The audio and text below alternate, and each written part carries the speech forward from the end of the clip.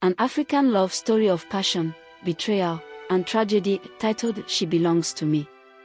In the village of Mbanga, love wasn't just an emotion, it was a transaction. Marriages were built on dowries, family alliances, and whispered promises made in the shadows of ancient trees. But for Adama, love was a quiet rebellion. Adama was the kind of woman who didn't blend in.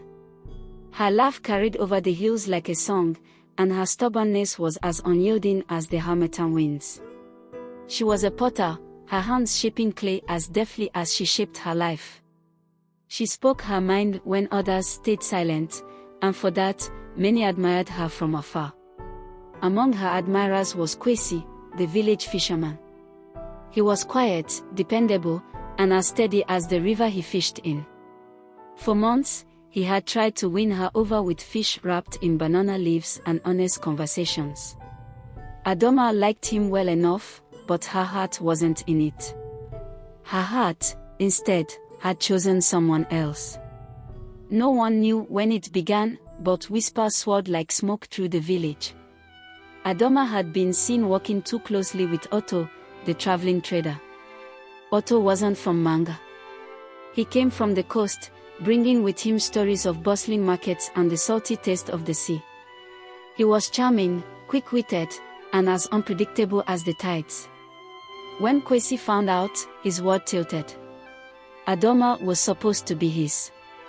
He had done everything right, spoken to her family, saved money for a dowry, and even built a small house in the hopes she would one day fill it.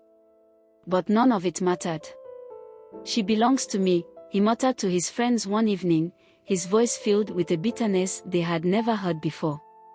"You can't claim her like a fishing net," one of them said carefully. But Kwesi wasn't listening.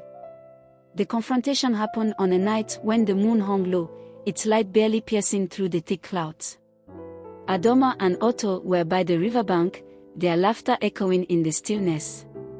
They hadn't seen Kwesi approach, his steps muffled by the soft earth. "What are you doing here with him?" Kwesi's voice cut through the night, startling them both. Adama turned to face him, her expression calm but firm. "Kwesi, I've told you before. I care for you, but not in the way you want. You can't force this. I've done everything for you." Kwesi's voice rose, his frustration spilling over. "I've waited. I've worked. Kwesi, love isn't something you earn," Adama interrupted. "It's not a reward.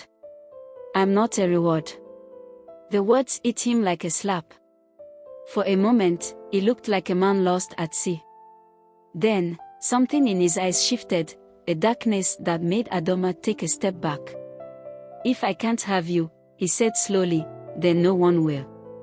What happened next would be told and retold in Mbanga for generations. Some say Kwesi lunged at Otto, while others claim he tried to grab Adama first. What everyone agrees on is that the struggle ended with a splash, Otto and Kwesi falling into the river, their shouts swallowed by the rushing current.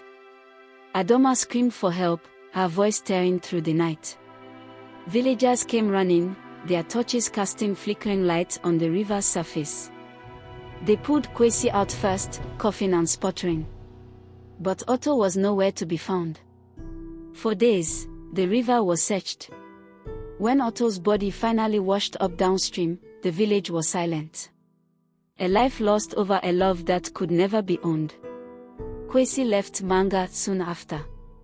Some say he couldn't live with the guilt, while others believe he left to start over somewhere no one knew his name. Adama never spoke of him again. Years later, children would gather around the village elders, asking to hear the story of the potter, the fisherman, and the trader. And the elders would always end it the same way. Love is not something you can hold in your hands. If you try, it will slip through your fingers like water, and sometimes, it will drown you. Enjoying the story? Don't miss out on more captivating African love tales and inspiring content. Subscribe to the channel now and join our growing community. Hit the subscribe button and turn on notifications so you'll always be the first to experience our stories. Your support means the world to us.